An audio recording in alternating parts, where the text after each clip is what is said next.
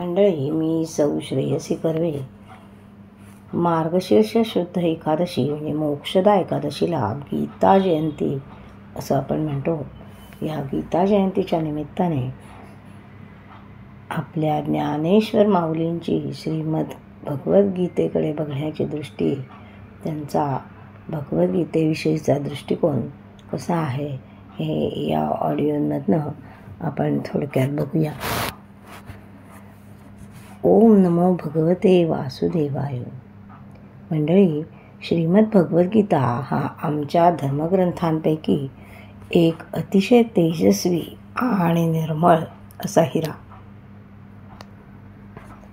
मनुष्य मात्राला आपल्या आध्यात्मिक पूर्णावस्थेची म्हणजे परमपुरुषार्थाची ओळख करून देणारा आणि त्याबरोबरच भक्तीची ज्ञानाशी सांगड घालून संसारामध्ये भांबावून गेलेल्या मनाला शांत आणि विशेषतः निष्काम कर्तव्याचरणास प्रवृत्त करणारा असा हा ग्रंथ.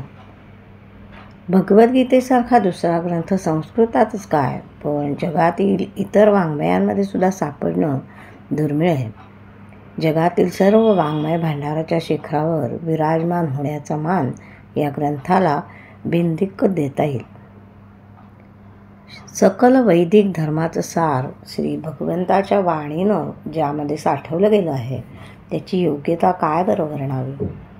आपल्या गीता रहस्य या अजरामर ग्रंथाच्या प्रारंभीच लोकमान्य टिळकांनी वरील शब्दामध्ये गीतेचं महात्म्य सांगितलं आहे. केवळ 700 श्लोकांच्या या महान ग्रंथाने वर्षानुवर्षे संपूर्ण जगावर घातलेली ही मोहिनी हे जगातील एक आश्चर्यच म्हटलं पाहिजे.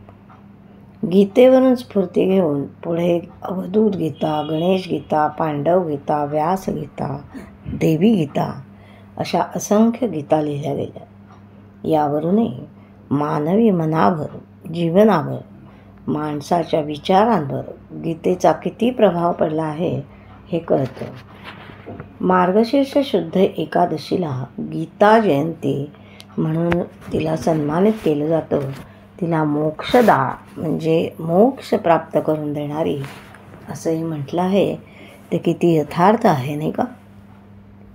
या गीता जयंतीच्या निमित्ताने या भगवद्गीतेची प्रशंसा प्रत्यक्ष ज्ञानेश्वर माऊलींनी कशी केली आहे यासंबंधीची माऊलींची दृष्टी, त्यांनी जनमानसाला या ग्रंथाकडे बघण्यासाठीचा आणि आपले जीवन या निमित्ताने सार्थकी लावण्याचा विचार कसा दिला आहे हे या ऑडिओमधनं गीता जयंतीच्या निमित्ताने आपण बघूया. याला आधार ज्योतिर्भास्कर आदरणीय जयंत साळगावकर यांच्या ग्रंथांचा आहे. भगवद्गीता म्हणजे ऐहिक जीवनाकडून पारमार्थिक मार्गाकडे कसे आणि कोणत्या पद्धतीने वळावं ते सांगणारा महान ग्रंथ. ज्यांना जीवनाचा आधार शोधायचा आहे, जन्माला आलेला माणूस केवळ आला आला प्राणी जन्मासी आला, झाला झाला वाढला थोर झाला, केला केला व्यापही सर्व केला, गेला गेला बापुडा व्यर्थ गेला असं न जगता आयुष्याची वाटचाल त्याला स्वतःला समाधान देणारी आणि इतरांना उपकारक ठरणारी कशी होईल हे पाहायचे जर असेल तर या वाटचालीवरचा महत्त्वाचा मार्गदर्शक ज्ञानदीप म्हणजे भगवद्गीता. भगवद्गीतेचे हे असाधारण स्थान किंवा महत्त्व गेल्या पिढीतील सर्व महनीय व्यक्तींनी बरोबर जाणलं होतं. भारतीय संस्कृतीचा फार मोठा अमूल्य ठेवा असलेल्या या भगवद्गीतेची प्रशंसा प्रत्यक्ष ज्ञानेश्वर माऊलींनी कशी केली हे पाहूया. हे गीता नाम विख्यात सर्व वाङ्मयाचे मथित, आत्मा जेणे हस्तगत रत्न होय अशी केली आहे. श्रीमद भगवद्गीतेचा महिमा सांगताना ज्ञानोबारायांनी एक महत्त्वाची ओवी लिहिली आहे. येथे अर्थे तेची पाठे, जोडे येवढेनी घटे, वाच्य वाचक एकवटे, साधिते शास्त्र.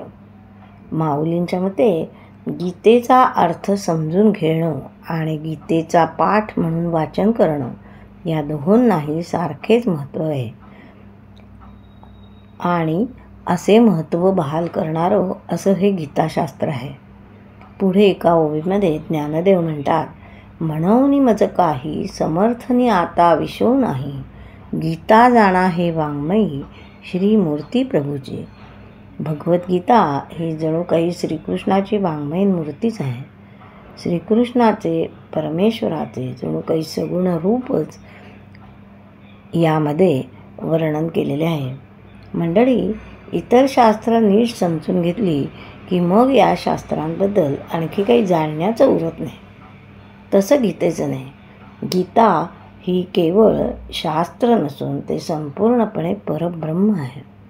अर्जुनाचं निमित्त करून भगवंताने सर्व जगावर कृपा करण्यासाठी म्हणून भगवद्गीता नावाचा सहसा प्राप्त न होणारा असा ब्रह्मानंद सर्वांना उपलब्ध करून सर्व जगावर असीम कृपा केली, असं साळगावकरांनी एका ठिकाणी म्हटलं आहे. एवढे सांगून ज्ञानोबा म्हणतात, येथे जीवे जरी नहालो तरी हेची कीर होआलो, ना तरी पाठ मिशे तिंबालो जिभची जरी. या भगवद्गीतेच्या ज्ञानसागरामध्ये जर मनोभावे अवगाहन कराल तर गीतारूपच होऊन जाल. या संदर्भात आणखीन ज्ञानोबा काय म्हणतात ते पाहूया उद्याच्या भागात.